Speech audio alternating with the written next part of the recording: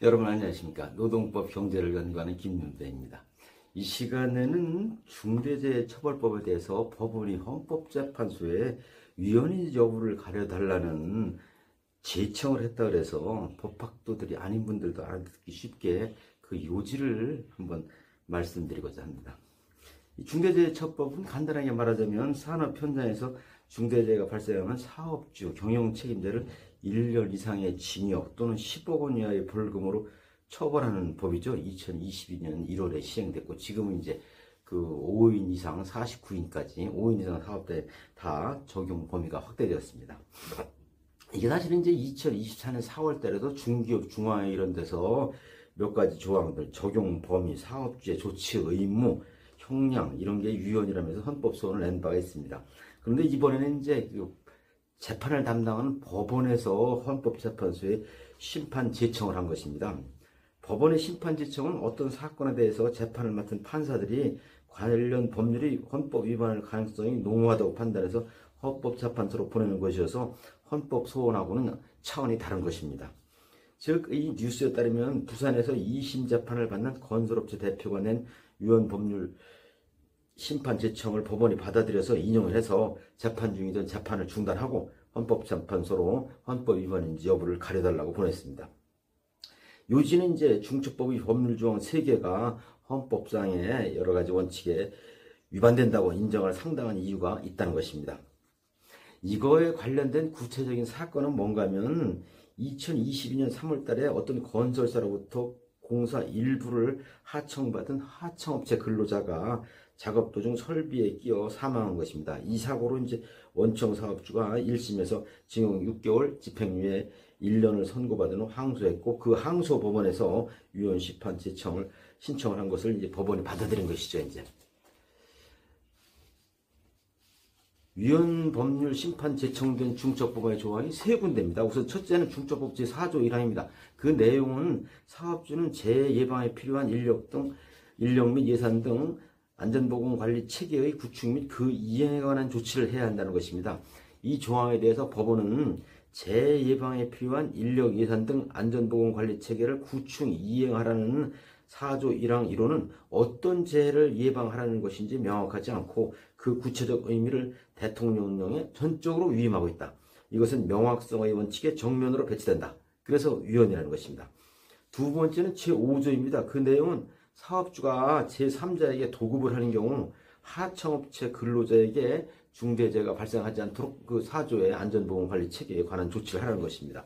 이 조항에 대해서 법원은 전문 기술과 경험이 부족한 원청이 전문성을 가진 하청의 업무를 맡긴 과정에서 발생한 모든 중대재해에 대해서 원청 사업주에게 가혹할 정도의 형사 책임을 추구하는 것이다. 이렇게 판단했습니다.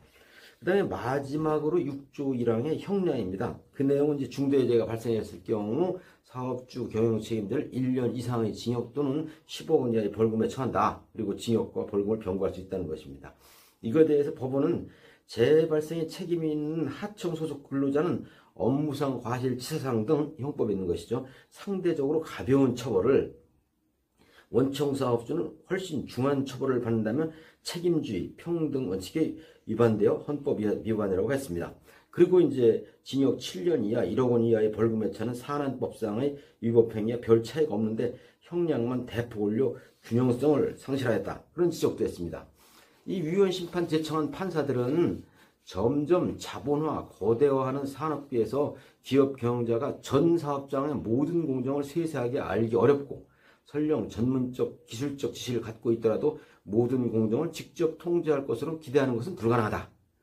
경영 책임자 등에게 엄혹한 형사 책임을 계속 추궁하면 유능한 경영자를 현장에서 축출하거나 사업 자체를 포기하게 만들고 근로를 제공할 사업장을 사라지게 할 것이다.